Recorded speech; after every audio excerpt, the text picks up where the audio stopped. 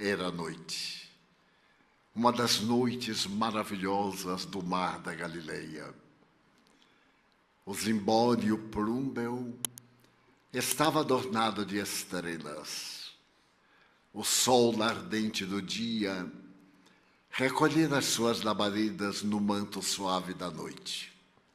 A grande vila, cercada de sombras, de abetos e de árvores coníferas, parecia dormir silenciosamente. De repente, um transeunte se acerca do portão de madeira e chama a atenção, tocando a campainha.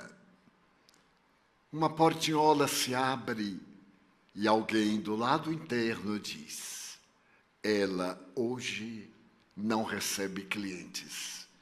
A pessoa insiste: mas eu desejo falar à senhora. Mas hoje ela não recebe. Ela está dominada pelas forças telúricas do Hades e está em repouso. Mas a pessoa impertinente continua aplicando golpes rudes no velho portão. E o escravo, encarregado de abri-lo, repreende-o: não me obrigue a fazer que os cães venham mordê-lo e expulsá-lo. Mas a voz que do outro lado também tem a sua justificativa repete: foi ela quem pediu que ele viesse trazer a notícia. O escravo abre o portão. O pátio tem uma fonte que jorra cantante, suavemente, no silêncio da noite. Há uma certa magia toda vez que antecede o momento culminante na existência de alguém. O homem que batia a porta, afinal de contas, era um mendigo, e aquela não era a entrada habitual dos infelizes. A Vila Faustosa destacava-se na cidade de Magdala. Ao tempo de Jesus, Magdala compunha o colar de pérolas das cidades em volta do mar ou lago de Genezaré, Cafarnaum, Tiberíades, Magdala e aquelas outras cidades pesqueiras. Mas aquele casarão, uma vila luxuosa à romana, destacava-se com a sua imponência e naquela noite misteriosa com seu silêncio. Então, o escravo repetiu: agora a senhora não recebe. A lua minguante ainda não desapareceu lá nas trevas de uma noite tranquila. Desta forma, é impossível falar-lhe. Mas o mendigo insiste, e quando o escravo tenta expulsá-lo à força, ele resiste e ameaça realizar um escândalo. Mas um escândalo naquelas circunstâncias seria punido com severidade, porquanto toda vez quando a senhora era dominada pelas estranhas forças do Averno, exigia-se um silêncio absoluto para lhe não tisnar a tranquilidade da alma. O escravo recua, o mendigo avança, e uma das servidoras da senhora diz: é impossível. As peças de veludo estão baixadas, e ela está em êxtase, contemplando a claraboia que reflete suavemente uma estrela. Mas eu necessito falar com a senhora hoje. Agora, não há tempo a perder. E amanhã, quando ela souber que eu estive aqui e não fui atendido no meu desejo, há de punir-vos a todos, servidores miseráveis. A escrava particular da meretriz sai o pé ante pé até a alcova, que estava totalmente silenciosa. Podia-se ouvir delicadamente, uma lareira que queimava plantas perfumadas, mas também o tic-tac da ansiedade daquele coração que pulsava num corpo parcialmente despido e quase enregelado. A servidora olhou e viu a face. Aquele rosto era muito conhecido da mulher quando se exaltava. Retrocedeu. E, ao fazê-lo, deparou-se com o estranho que a seguiu pé ante pé até a intimidade da Vila Famosa. Ele se aproximou e, chegando junto à senhora, que parecia uma estátua de mármore de Carrara, recoberta um pedaço com o leito e o tecido da noite, segurou-lhe as mãos e gritou: Senhora! Senhora! Senhora! Ela arquejava, o peito enchia-se de ar, mas os olhos estavam fechados. Estava praticamente gelada. Era sempre assim, periodicamente. Senhora, desperte. Este é o momento anelado, Senhora. Desperte, porque ele logo mais se irá. E possivelmente nunca mais o encontraremos. A mulher pareceu sair daquela languidez e, abrindo vagarosamente as pálpebras, viu de joelhos ao leito do seu triclínio a figura de um homem que se lhe marcou também a memória. Ela podia lembrar-se de como o houvera conhecido. Retornava de um banquete, carregada como de hábito, quando um miserável das estradas distendeu-lhe a mão. Senhora, ajude-me, tenho lepra. E ouvi dizer que Jesus, o homem de Nazaré, encontra-se lavando as misérias das criaturas humanas. Tenha piedade de mim, Senhora. Ouviu-se uma gargalhada dentro da liteira. A cortina que o vento sacudia levemente abriu-se e o rosto muito belo de uma mulher, com os cabelos adornados de joias, dava uma gargalhada de zombaria. Tu podes acreditar nesses mistificadores das estradas? Se tu desejas encontrar alguém que anuncia poder curar-te, vai. E, atirando-lhe um sestércio, uma moeda de alto valor, disse-lhe: vai, e pede-lhe para que te cure. E se ele o conseguir e tiveres gratidão, vem falar comigo, para que a mim também ele me cure.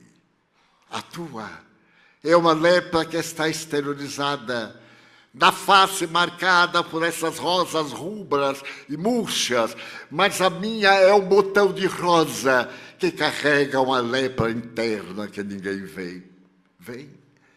Vem falar-me para que também eu tenha o direito de ser lavada na minha imensa infelicidade. E ele respondeu: eu irei, Senhora. Depois que ele me limpar as manchas do corpo e da vida, eu vos irei buscar, para que também ele vos atenda o coração dolorido e a alma dominada pela aflição. A cortina se voltou, os escravos ergueram a liteira, e ela foi gargalhando na sua loucura. Ali estava ele. Senhora, vê! E, abrindo no peito a camisa rasgada, apresentou-lhe o tórax absolutamente refeito. Vê, Senhora! Aproximou-se de uma vela, trouxe-a. Veja, ele curou minha lepra. Ou você não me conhece, Senhora? A mulher, amolentada, tentou levantar-se, deixou os pés cair sobre um tapete raro da Pérsia, e, olhando pesadamente, disse-lhe: a ti, ele te curou. É claro que ele te curou, mas a minha lepra ninguém pode curar. Eu te agradeço porque me vieste trazer a notícia de que ele te limpou da marca infeliz da desonra. Agora, que te vás? Não, senhora, ele está aqui perto, em Cafarnaum, é muito próximo, senhora. Ele dificilmente dorme 2 noites na mesma casa, e está aqui muito próximo da residência de um amigo. É a oportunidade que a senhora tem de vê-lo. Venha, senhora, a noite avança, a madrugada logo mais estará espiando a terra com os olhos do sol. Ela meneou a cabeça. Somente os infelizes sabem pesar aquilo que significa a sua própria dor. A mim, ele não me curará pela tela da imaginação. Ela voltou ao passado. Quando era criança, em Jerusalém, era uma criança que foi abandonada. E certo dia, quando passava perto do templo, ela viu um dos rezadores públicos, aqueles que dispõem de uma vara para alongar o braço na direção do céu.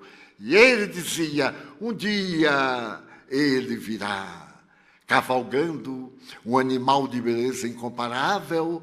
Ele, o libertador das consciências e das vidas, virá retirar Israel da dominação de Roma, da dominação humana. Ele virá, e ela deveria ter 10 anos. Não saberia dizer por que amou a esse estranho que um dia viria libertar Israel da façanha da escravidão. E desde aquele dia que se ia relativamente longe, ela imaginou como seria esse libertador cavalgando uma animalha das mais preciosas e vencendo as batalhas terrestres. Mais tarde ela fora seduzida. Não lembrava exatamente como ocorreu, mas 2 coisas ela teve o cuidado de preservar: o vestido com que fora conspurcada e um vasilhame de alabastro com que lhe pagaram a desonra, e ela teve o cuidado de guardar para sempre aquele vaso com perfume raro de nardo. E lembrou-se que eu amava. Talvez ele também viesse na mesma oportunidade para arrancá-la da escravidão do sexo. E foi assim a sua vida. Passou de uma para a outra mão. Agora residia em Magdala. Magdala era uma cidade famosa, grega, com as ruas calçadas. As colunatas dos grandes edifícios eram jônias, eram coríntias. Falava-se o grego com naturalidade.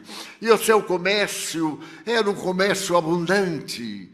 Todas as cidades ribeirinhas invejavam Magdala. E ela reinava, porque homens famosos procuravam destacar-se na competição para comprar-lhe uma noite de prazer. Mas então ela lembrou-se naquele momento de que de nada adiantava a glória, a fama, a desonra, já que ela marchava para o apedrejamento. Israel não perdoava aos pecadores.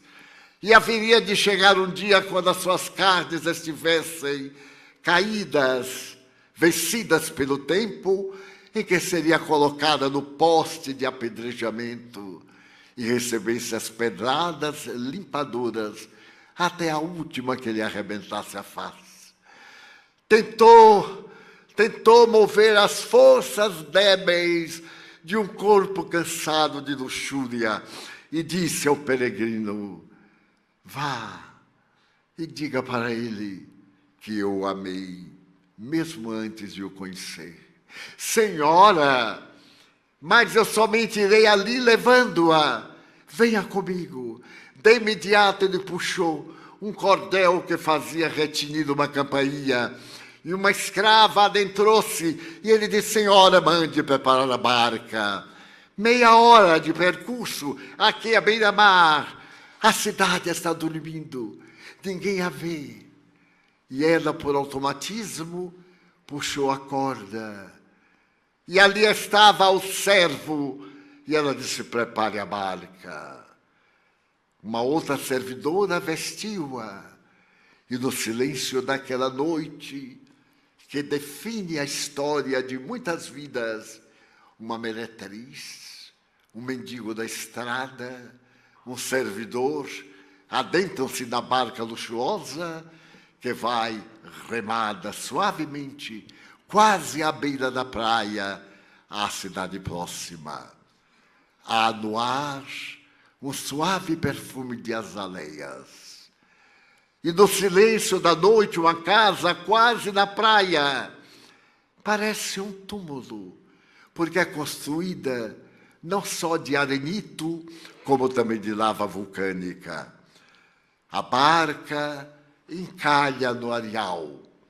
Ela melhora o pépro, o manto romano que lhe cobre a cabeça, e o mendigo diz: senhora, ali a porta está aberta, vá, senhora, tenho certeza que ele está esperando-a.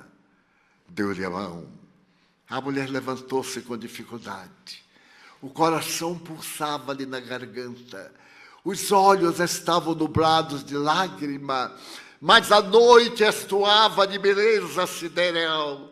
E ela foi pisando a areia úmida, a areia seca, e chegando à porta de velha madeira semiaberta, ela golpeou suavemente. E as velhas tábuas rangeram nos gonzos enferrujados. No meio da sala, sentado, ele estava. Era uma figura de incomparável grandeza. Estava de lado, a cabeça erguida, que ele moveu, e ela automaticamente se ajoelhou diante daquele Deus fora da mitologia habitual. Senhor, Rabone, Maria. Senhor, tu me conheces? Oh, Maria, ergo bonus pastor sum. Eu sou o pastor que conhece todas as suas ovelhas. Não te surpreendas, pois, de chamar-te Maria. Que desejas, Maria? Ó Senhor, eu desejo que tenhas misericórdia das minhas desgraças. Que deverei fazer da minha vida? Ama, Maria. Ama aos teus filhos. Pobre de mim, não tenho filhos. Eu tenho ventre varado 1000 vezes, mas nunca pude ser mãe. Maria, quando eu te refiro aos filhos, eu não me reporto àqueles que são as flores da carne, da tua e da carne de alguém que te amasse. Eu me refiro àqueles à tua semelhança, que não têm ninguém, àquelas crianças que não têm mães, às mães que não têm crianças. Vai e torna-te a mãe dos desvalidos. Senhor, eu darei a minha vida pela vossa vida. Eu sei, Maria, não hoje. Um dia eu te pedirei a vida em nome da nossa vida. E agora vai. Ela levantou-se embriagada de luz. As palavras repercutiam não apenas na intimidade do pensamento, mas também nas carnes vibrantes do corpo devasso. Ela retrocedeu e de longe podia vê-lo sentado na pedra, aureolado de uma nívea luz, que não sabia de onde se originava. E pareceu que ele movia os braços, a boca, e dizia-lhe: vai, ser fiel. Ela adentrou-se na barca, e no dia seguinte, Magdala foi tomada de estupor. A meretriz havia enlouquecido. Abriu as portas da sua casa, libertou as escravas, deu as suas joias atirando-as pela janela, despiu-se dos trajes de alto preço e gritava: ide-vos, chegou o momento do reino de Deus, ide-vos, buscai-o. E desapareceu, saiu correndo pela rua, enlouquecera. Mas, a partir daquela tarde, todos ou quase todos os entardeceres, era possível ver-se uma mulher de beleza incomparável no meio da multidão, seguindo Jesus. Chamava-se Miriam, e porque residia na cidade de Migdol, era conhecida como Maria de Magdala. No meio da multidão, ela se destacava pela beleza. Apesar dos trajes serem modestos, eram os mais caros, os mais belos daquela multidão de miseráveis e de alguns milionários que, por acaso, junto a ele passavam. Foi aí que ela conheceu a outra Miriam, aquela Maria de Nazaré, que era denominada sua mãe. As duas abraçaram-se num dia de primavera, quando as flores gargalhavam perfume no meio das estepes floridas de Israel. E a partir daquele momento, os dois corações, de mãe e de amiga, entrelaçaram-se para a história da humanidade do porvir. E foi assim que a história transcorreu, tornando-se a antiga meretriz uma das companheiras daqueles homens, austeros uns, vulgares outros, e não tão nobres um ou dois. Fez-se conhecida, viajou com ele pelas regiões inóspitas, esteve na Samaria odiada, peregrinou pelas estradas impérvias, atravessou o deserto, visitou a Judeia, esteve pelas terras da Pérea e voltou outra vez àquela Galileia querida, inesquecível, onde ela tivera a oportunidade de o conhecer. Os anos pareciam não ter medida.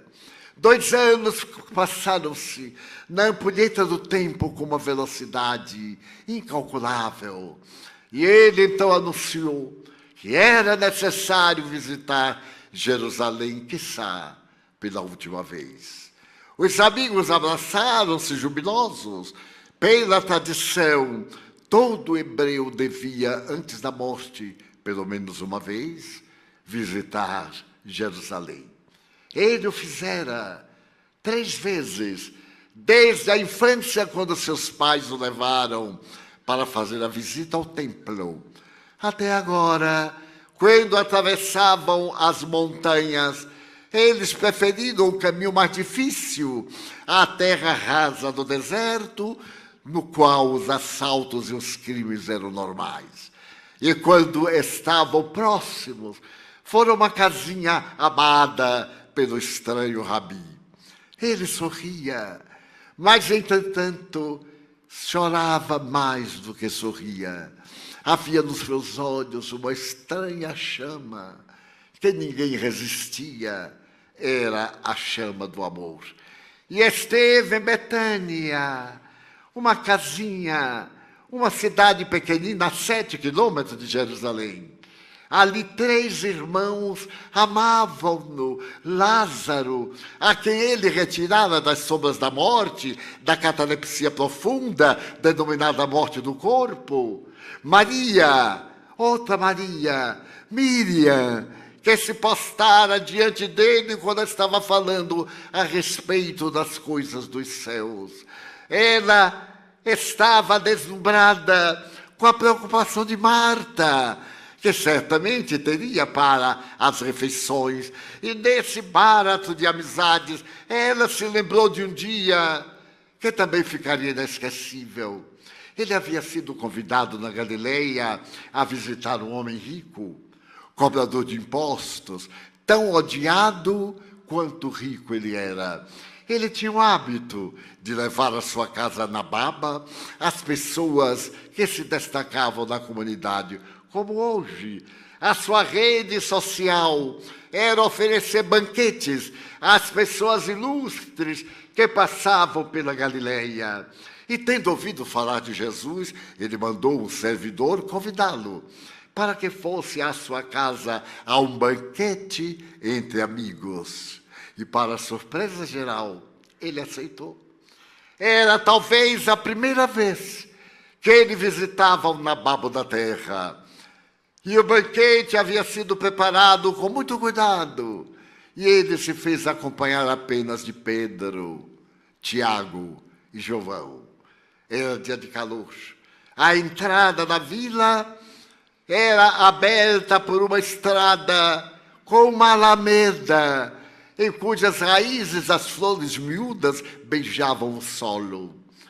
Ardia o sol, e eles vieram, como mandava a tradição judaica. À porta estava o homem rico. Quando ele chegou, deu início à tradição, à curvatura, às alusões, à entrada faustosa. E o homem rico olhava-o com surpresa. Era cínico demais para se comover. No entanto, algo lhe falava docemente a alma. Aquele era certamente o esperado, mas estava de sandálias, sandálias modestas. A indumentária descia-lhe praticamente até o pé. Era uma indumentária longa, tecida pela sua própria mãe, possivelmente. A cabeleira encaracolada sobre os ombros, a barba na tonalidade marrom, o cabelo como se fosse o ouro velho ou medalhas de cobre já descoloridas, mas a testa larga, o nariz aquilino, a expressão da face, os lábios bem desenhados e fartos e uma dignidade ímpar.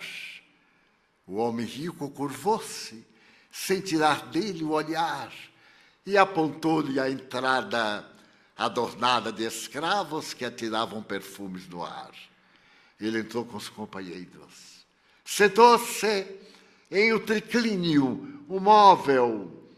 Reclinou-se, como era de hábito, e uma música de tambores surdos e de instrumentos de flauta começou a soar, melancólica e saudosa do tempo da escravidão no Egito.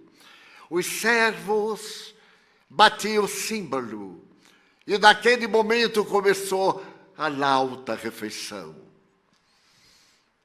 Todos estavam empolgados. Os convidados cochichavam, sorriam com um certo escárnio, isto é, com inveja, porque os infelizes escarnecem daquilo que lamentavelmente não podem possuir. Neste momento, ele escutou uma altercação. Falava-se, gritava-se pelo corredor, e ele levantou-se para ver de que se tratava, e viu-a. Ela entrava ousada, atrevidamente, sem convite. E ele então foi tomado de surpresa, é claro, ele a conhecia, era também seu cliente. Na humanidade, sempre se maldiz aquilo de que se utiliza às escuras. Muito pudor, muita insensatez misturam-se. E, invariavelmente, todo acusador está jogando para fora as suas angústias, com que tenta indignificar aquele que se lhe opõe pela grandeza. Ele então olhou um escravo e deu um sinal para que a expulsassem. As pessoas estavam estarrecidas. Ela era muito conhecida. As damas seguravam as mãos dos esposos, que certamente faziam parte dos seus bailes. E então ela olhou com esse atrevimento daqueles que não têm nada a perder.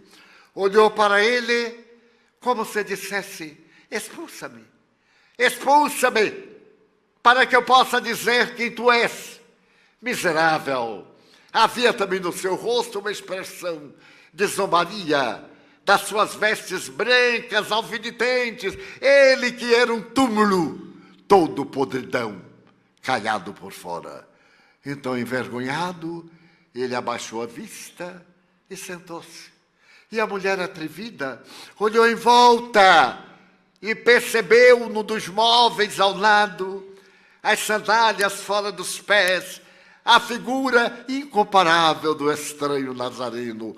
Correu com o vasilhame de alabastro que evocava o seu momento de perdição. E o derramou nos seus pés, que beijava, que acariciava. E de quando em quando, ante o estupor que se fez na sala, ela parecia sorrir como uma criança que encontra no olhar sublime de sua mãe a ternura de um afago. E ele, por sua vez, olhava, e ela dizia balbuciando: Rabone, mestrezinho. O dono da casa foi tomado de cólera, essa cólera surda. Ela estava indignificando a sua casa com a sua podridão, e ele certamente não era profeta. Se o fosse, saberia quem era aquela que lhe estava beijando os pés. Jesus olhou em volta e fez uma pergunta: Simão, pronto, mestre, os maus são muito hábeis, os astutos têm o olhar de lince e estão sempre preparados, porque estão sempre na retaguarda, esperando o desfecho das suas misérias. Simão, mestre, eu gostaria de propor-te algo. Tu és um homem inteligente, boa psicologia do mestre. Tu és capaz de solucionar muitos problemas. E eu gostaria de saber de ti a respeito de um homem que tinha um outro que lhe devia uma grande importância, mas também um outro que lhe devia uma importância quase insignificante. E como os dois não podiam pagar, o homem rico se aproximou do seu senhor e falou-lhe da dificuldade. O senhor perdoou-lhe a dívida. Mas também aquele que nada possuía, vendo o exemplo de grande beleza, disse: eu, Senhor, também a ti eu te perdoo. E perdoou-os a ambos, Simão. Eu gostaria de perguntar-te, qual aquele que mais o amou? É óbvio, aquele a quem mais ele perdoou. Disseste bem, Simão. Quando cheguei à tua casa, tu não me deste o beijo nupcial. Tu não me ofereceste a água para lavar as mãos, os pés e a face, enxugando-a na toalha de linho. Apenas me olhaste. Esta mulher, desde que chegou, lava-me os pés com unguento de raro preço e de lágrimas, e beija-me os pés. Então eu te direi, mulher, os teus pecados ser-te-ão perdoados por muito amares, mas vai e não tornes a pecar. Ela lembrava-se agora na casa de Betânia, deste momento em que se ergueu e deu um grito, e repetindo o salmo, saiu cantando: Aleluia, Israel, aleluia. E a sua voz desapareceu no silêncio da manhã. Mas as pessoas, Judas, por exemplo, quando soube que fora derramado dos pés do mestre aquele perfume de alto preço, mesquinho, logo disse: que lástima, poder-se-ia ter vendido óleo e dado o resultado aos pobres. Jesus olhou para ele com profunda compaixão: Judas, os pobres vós sempre os tereis, mas a mim, não. Ele não se referia somente aos pobres sem valores aquinados, mas àqueles de alma pobre de valores morais, pobre de grandeza espiritual, pobre de sentimento de amor. Estes a terra sempre, ou até determinado momento, os terá, porque ela é rica daqueles que são possuidores das feridas da inveja, das disputas, e às vezes tentam levar seu pecado, minorando as dores morais e físicas dos transeuntes do caminho. Ela agora lembrava-se, porque a outra Maria detinha-se contemplando, enquanto a irmã estava na azáfama. Senhor, manda que Maria me venha ajudar. Oh, Marta querida, Maria escolheu a melhor parte.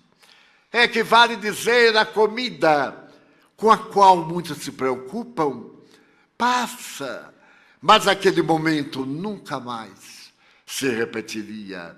E a doce Maria, irmã de Lázaro, irmã de Marta, passará a história como as 3 almas queridas, em cujo lar ele deu a honra de dormir algumas vezes. Era a última viagem. Estavam perto de Jerusalém. E ali no meio do caminho, já se podendo ver a cidade, a Torre Antônia, onde estava aquartelada a legião romana que tomava conta da cidade. Já se podia ver à distância os jardins das oliveiras, naquela manhã em que a multidão o acompanhava. Jesus despediu-se de Lázaro, que o abraçou com os olhos dominados pelas lágrimas. Porém, Maria, a sua irmã, não pôde dominar a emoção e acompanhou a multidão. Entrou na cidade festivamente. Todos o aplaudiam. Haviam retirado seus melhores vestidos, colocado no chão tapetes raros, coberturas dos leitos para o jumento passar. Coisa curiosa, o homenageado não era Jesus. Ele estava montado no animalzinho. E era o jumento que pisava na terra, agora coberta de tecidos raros. Há uma anedota religiosa que naquele dia o jumento voltou para casa e quando encontrou sua mãe disse: hoje eu entrei em Jerusalém e fui aplaudido. Recepcionaram-me.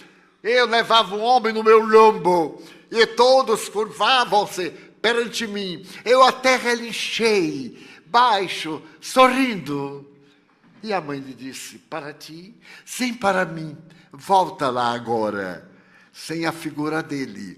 E o jumento voltou para uma nova recepção. E, naturalmente, as crianças atiraram de pedras, calhaus, tábuas. Ele voltou desesperado e ferido e disse: vê, minha mãe. Pois é, não era para ti que as pessoas colocaram no chão os seus tecidos mais raros. Era para aquele homem que vai morrer. Estavam adornando-lhe o sepulcro antes da hora da sua morte. E foi real, porque mais tarde, da chamada entrada triunfal em Jerusalém, em que arrancaram das tamareiras as suas folhas, de plantas no caminho as suas palmas, os seus ramos, naquele domingo festivo, em que todos sorriam, menos ele. Porque esses seriam dias finais, na companhia das criaturas terrestres, no seu corpo físico. Passou aquela semana cheia de novidades e de fake news, para estar na moda, porque já havia também naquela hora mentiras para cá, calúnias para lá, ideias das entidades infelizes, até que chegou o grande momento em que aquela rua estreita que atravessava a Porta Formosa via um homem carregado ao peso de uma cruz que pesava quase 60 quilos. Eram 2 hastes pesadas, não era de madeira aplainada, Eram 2 pedaços de pau que foram tornados uma cruz tradicional a que os romanos estavam acostumados. A crucificação, historicamente, não é romana, é fenícia. Mas os romanos adotaram-na por ser uma de mais prolongado sofrimento, a partir do instante que o corpo derreia nos cravos que lhe sustentam as mãos e os pés. E a madeira penetra pelas costas, dilacerando aquele corpo, no caso, já dilacerado pelas 70 chibatadas. Haviam sido 2, aqueles que o lapidavam. Um lapidava o tórax, as costas, o outro as pernas, e ele era uma chaga viva. Ali do monturo, retiraram os espinhos de uma roseira brava, envolveram os próprios cardos e ridiculamente coroaram-no. Ele não é rei de judeus? Os reis devem ter uma coroa. E pegaram um tecido vermelho ridículo, com que se homenageavam os nobres e cobriram-lhe os ombros dilacerados. E ele vinha ao peso do madeiro. Mais tarde,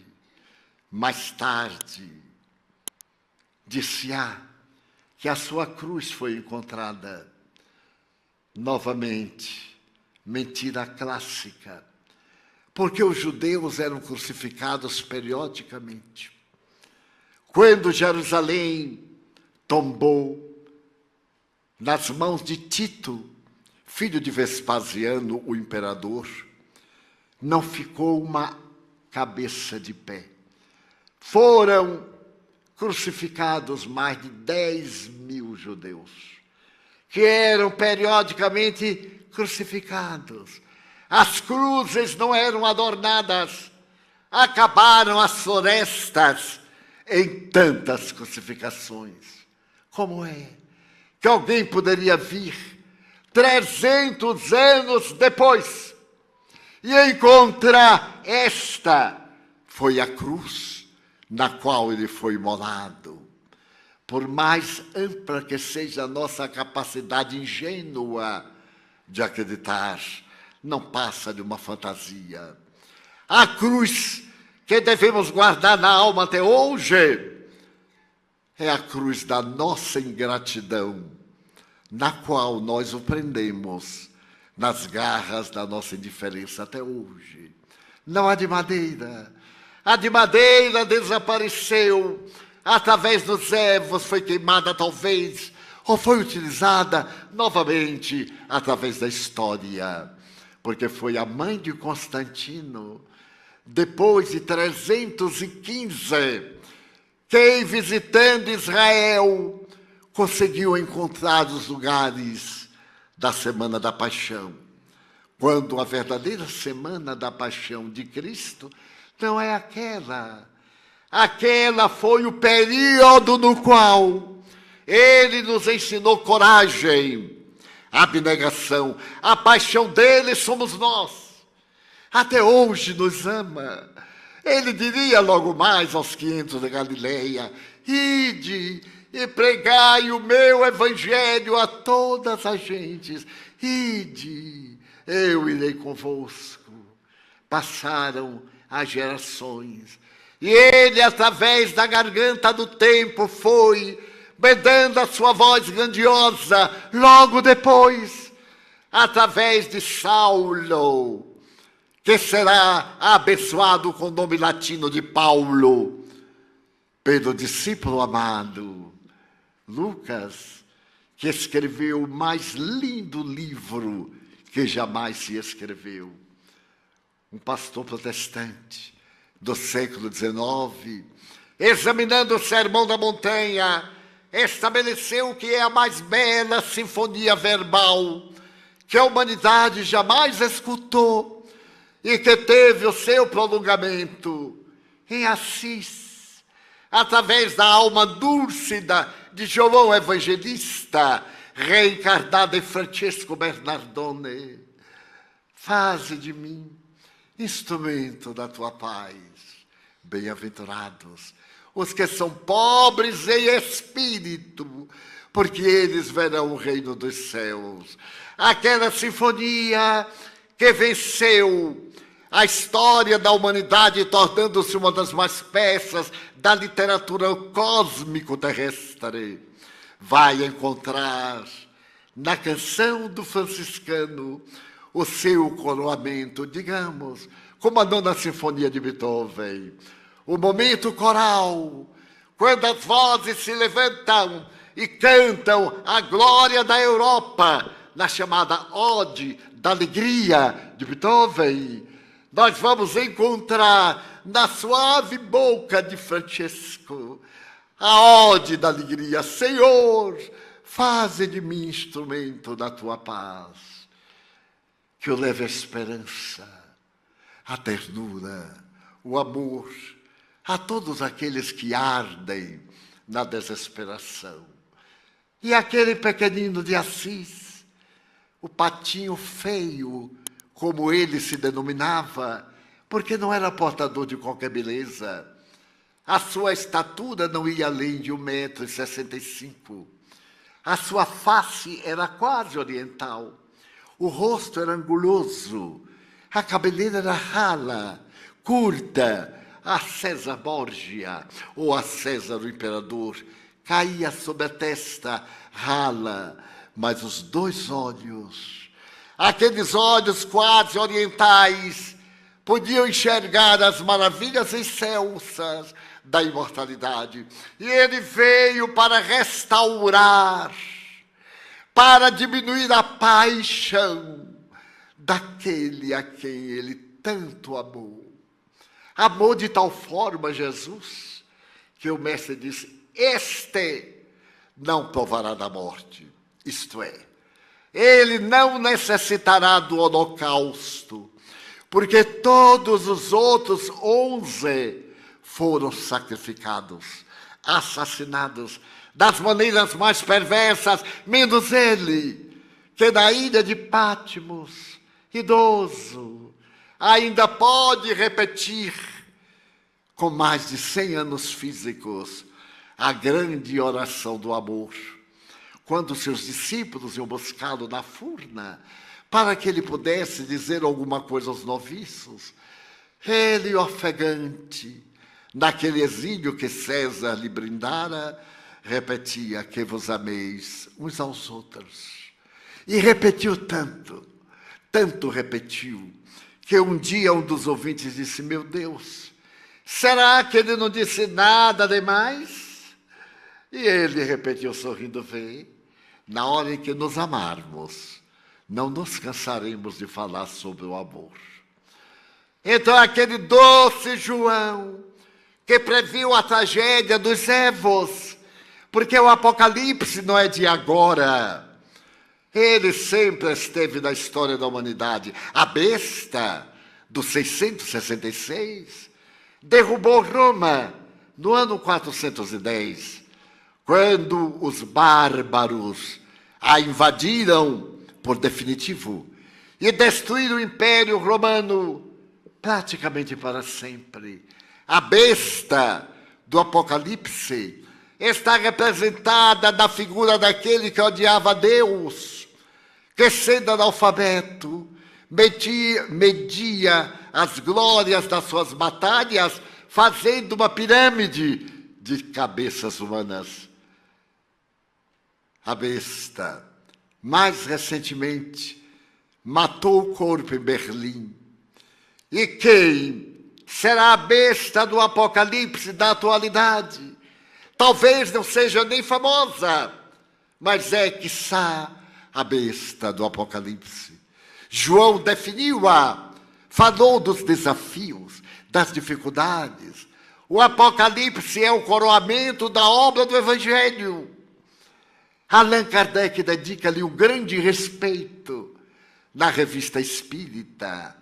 A doutrina de Jesus, quando volta do Evangelho de João, que é considerado o evangelho místico, daquele médium doce. Ele era tão jovem quando conheceu Jesus. Estava com seu irmão na barca, quando a doce voz disse: vinde comigo, deixai as redes, vamos pescar almas. E ele, seu irmão, que estavam acostumados a escutar a palavra do deserto de João Batista, saíram com Pedro e o amaram. E ele, João, considerado o poeta, o cantor, o doce discípulo, que na obra grandiosa da Santa Ceia tem a cabeça encostada ao seu ombro, e um autor de fantasias disse que era Maria de Magdala e não ele. Naquela última ceia, Maria de Magdala não esteve presente. Era proibido à mulher a presença no meio dos homens. E quando se pretende que ela foi uma apóstola, no termo dos dicionários modernos, ela deve ter sido pelo exemplo. Mas João foi pela palavra. Ali em Éfeso, a cidade triunfal, em que Paulo apresentou Jesus com uma grandeza inimaginável. A terceira cidade mais populosa do mundo, Roma, Jerusalém, Éfeso, entre as duas grandes cidades, e o Evangelho cantando sobre o mar Mediterrâneo, o norte da África, parte do Oriente, da Babilônia, das cidades famosas. Agora, o Evangelho exultava na palavra doce do companheiro de Jesus, e a cruz pesava-lhe no ombro de tal forma que ele parecia impossível, até o momento em que ela foi colocada terrivelmente naquele buraco feito às pressas e calçada com pedras, e ele derreou, a cabeça pendeu, e ele gritou: lema sabachthani. Eram as últimas palavras em aramaico. Tudo está consumado. Mas ele não morreu. 3 dias depois, foram embalsamá-lo. Era uma tradição. Ele foi enterrado na rocha viva, que pertencia a José de Arimateia. Nicodemos, aquele doutor da lei que foi procurá-lo, contribuiu, dando 7 metros de tecido branco para poder cobrir-lhe o corpo, que seria talvez hoje o manto de Turim. Então, naquela terceira manhã, ainda o sol não nascera, algumas mulheres, Pedro, com a alma dilacerada porque ele morreu, foram embalsamar-lhe o corpo. O túmulo foi cedido por José de Arimateia, porque o judeu tem no túmulo a certeza da sua ressurreição.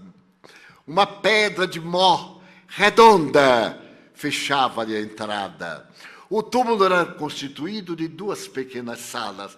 A primeira, onde ficavam os familiares, e a parte final, que era cavada na rocha viva. Eles foram, e quando lá chegaram, a pedra havia sido removida. Não estava na postura de fechar a entrada. Então eles acharam que o cadáver havia sido roubado, apesar da providência do sumo sacerdote, que mandara colocar soldados através do governante para impedirem que o corpo fosse roubado pelos seus descendentes. Mas ela ficou, Maria, a de Magdala, ela ficou entre os rosais silvestres, quando a manhã começou pálida, e o sol igualmente pálido no tom amarelo começou a cobrir o verdor do Jardim das Oliveiras. E ela olhou para um lado, olhou para o outro e viu alguém de costas. Deveria ser o zelador do cemitério. Então ela correu e perguntou: Senhor? Ele voltou-se. E quando ela ouviu, ela repetiu: Rabone, mestre querido, Maria, voltei para que tenhais vida e vida em abundância. Vai e dize aos meus irmãos que eu voltei. Ela agora é uma sinfonia de encantamento. Desce, desce e vai até as muralhas da cidade, que hoje albergam o túmulo. Não naquela época, estava distante 1,5 km. Então, naquele momento, ela chega à casa que ele previra e onde realizara a ceia. E diz, ele voltou, veio trazer-vos boas novas. Estavam alguns e olharam para ela. E Pedro, que era também seu amigo, mas ela era uma mulher. Pedro olhou-a e disse, ele voltou. E apareceu a ti. A palavra estava grifada. Exatamente a ti. Não apareceu à sua mãe, nem a João, a quem tanto amava, uma ponta de ciúme. Porém a ti, e os outros menearam a cabeça. Então, a Senhora de Nazaré, que fora declarada mãe da humanidade, acercou-se suavemente, abraçou-a e disse-lhe baixinho, eu creio que meu filho te apareceu a ti. As duas envolveram-se. E agora foram as notícias, o aparecimento dele ali, na mesma sala, de portas fechadas. Mais tarde o aparecimento a Tomé. Toca, vê a ferida que Longinos fez no meu peito. Agora eu creio. Tu crês, porque viste. Bem-aventurado aquele que não viu e creu. E as notícias tomaram conta, e ele disse, voltai à Galileia, e eu lá vos direi o que fazer. Eles retornaram cheios de júbilo, e os aparecimentos se deram aqui, em Emaús, ali, quando estavam pescando. Foi uma noite difícil, as redes voltavam secas, e de repente na praia pareceu haver um fantasma.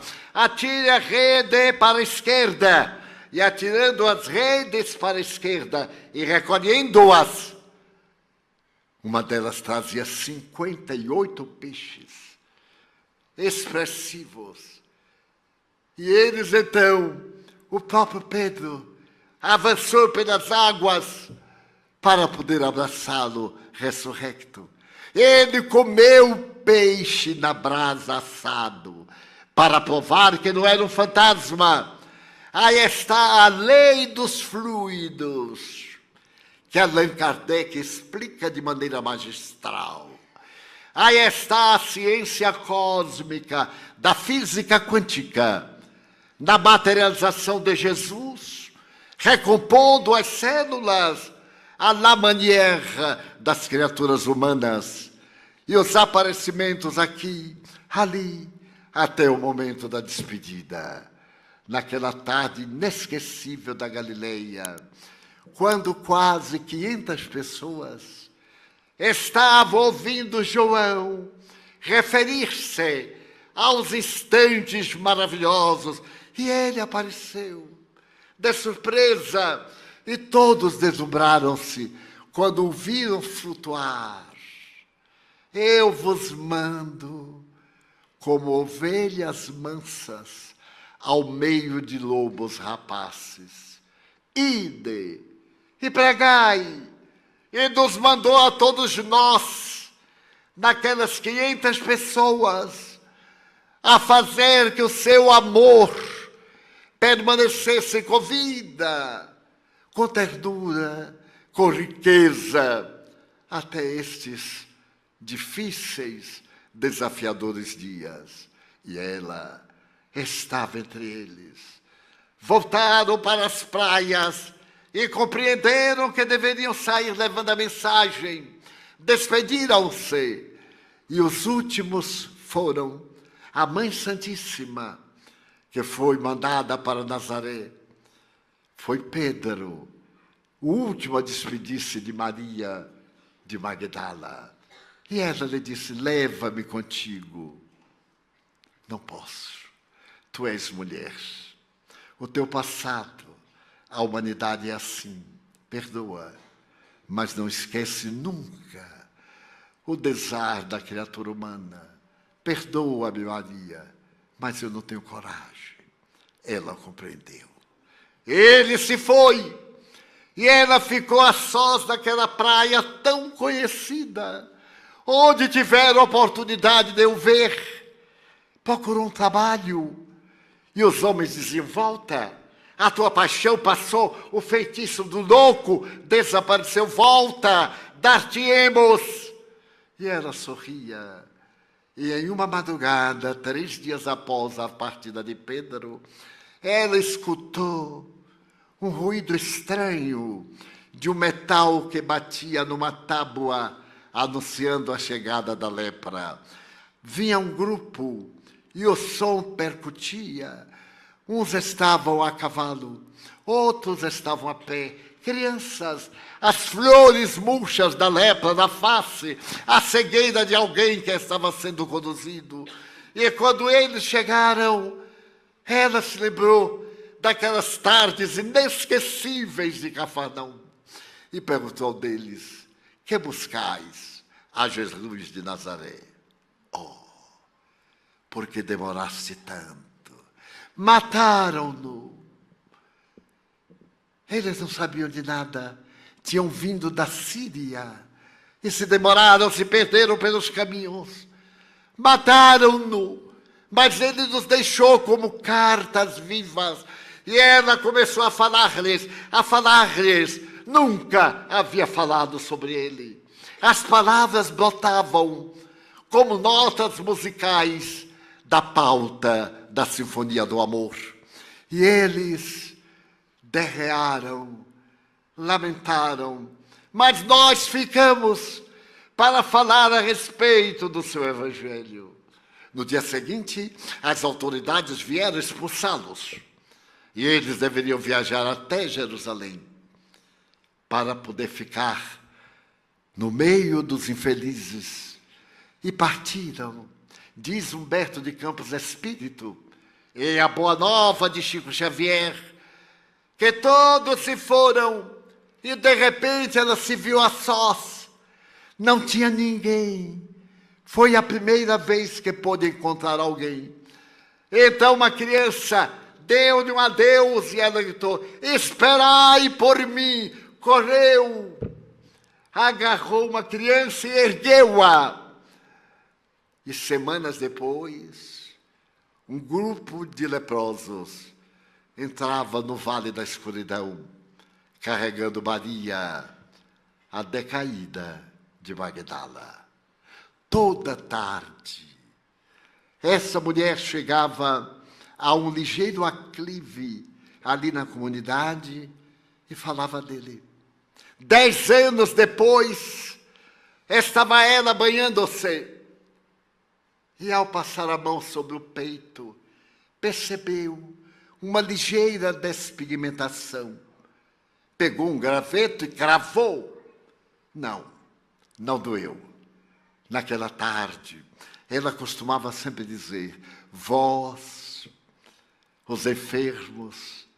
Mas nesta tarde o seu discurso foi diferente. Nós, aqueles que temos sede de Deus. Maria de Madalena estava leprosa. Passaram-se os anos, as orelhas cresceram, as abas das narinas modificaram-se, os dentes perderam a localização, os seios murcharam, alguns dedos amputaram-se, e uma mulher alquebrada, febril, percebeu que ia morrer. E então, naquela última tarde, disse aos amigos: chegou meu momento de partir, mas eu gostaria imensamente de falar à minha mãe, de beijar as mãos da senhora. É tão longe Éfeso, mas eu viajarei à noite.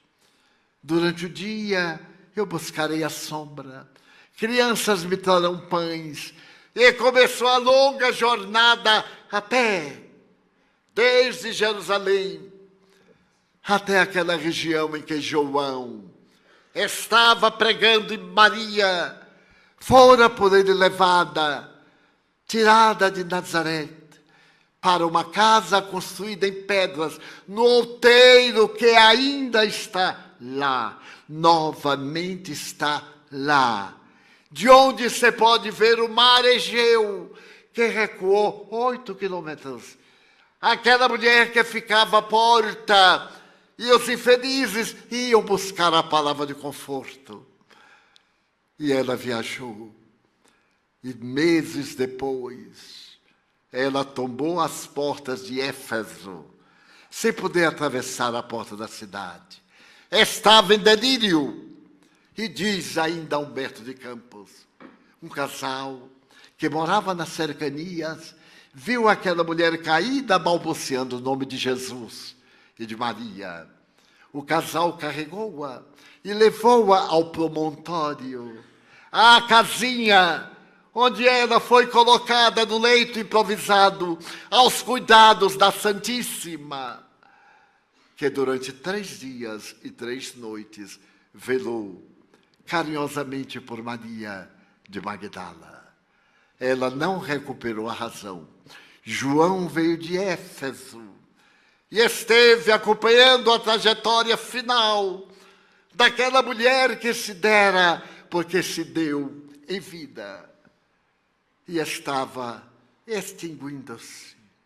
De repente, o peito arquejante parou e ela ouviu uma canção que nós poderemos atualizar com uma outra que Chico Xavier escutou do leito de morte de uma pessoa querida. Rasgaram-se os véus da noite. Novo dia resplandece. Viajor, descansa em prece ao lado da própria cruz. No horizonte rebrilha uma aurora matutina, porque a morte descortina dia novo com Jesus. Ela sentiu-se flutuar. Havia um grupo de seres angélicos e ela olhou o corpo, abençoou, e uma doce música continuava no ar, cantarolada por seres espirituais. Foi então que a caravana se preparou para ascender. E ela se lembrou da praia da Galileia, onde teve um encontro com ele. A caravana desviou o rumo e, de repente, ali estava o mar amado, estava a praia. Ela se viu de pé e, sobre as ondas, a figura sublime de Jesus. Ele veio andando, ela correu, flutuou nas águas, atirou-se-lhe nos braços. Rabone, Maria, já transpuseste a porta estreita, dorme. Eu reservei um lugar no paraíso para a tua entrada. E naquela noite, um astrólogo da Fenícia, é provável que tenha percebido um asteroide deixar no ar um rastro de luz. Não, não era um asteroide. Era Jesus levando Maria de Magdala para o reino dos céus. 2000 anos transcorreram na polheta do tempo. E Maria de Magdala, cuja memória honra as mulheres, a primeira mulher, ao lado de Joana de Cusa e de outras, a demonstrar mais força e valor do que os homens. Foram as únicas a ficar diante da cruz. Só João permaneceu, os outros fugiram. Eram criaturas humanas. Só Maria de Magdala pediu permissão para continuar, levando a misericórdia dos céus às mulheres sofridas da terra. E hoje, quando todos, ou quase todos nós, temos ânsia de liberdade espiritual, temos sede de paz, dizemos: ó Maria de Magdala, intercede a Jesus por nós. Neste momento em que Ele vai tomar conta da terra por definitivo, nesta hora de trevas e de luzes, de grandezas e de misérias, vela por nós, tu, que caminhaste com nossos pés, que falaste com nossa voz, que afagaste com nossas mãos a dor que ainda continua na terra lapidando-nos. É o nosso momento também de encerrando, com a presença das entidades venerandas do Espiritismo no Brasil, a 25ª conferência, dizer-vos: ide e vivei o Evangelho. Não mais a teoria de como foi que ele disse, como é que está escrito, mas fazermos da nossa vida um evangelho de feitos, repetindo em nossa despedida com os anjos: glória a Deus nas alturas, paz na terra, a todos os homens, também os de má vontade. Muito obrigado.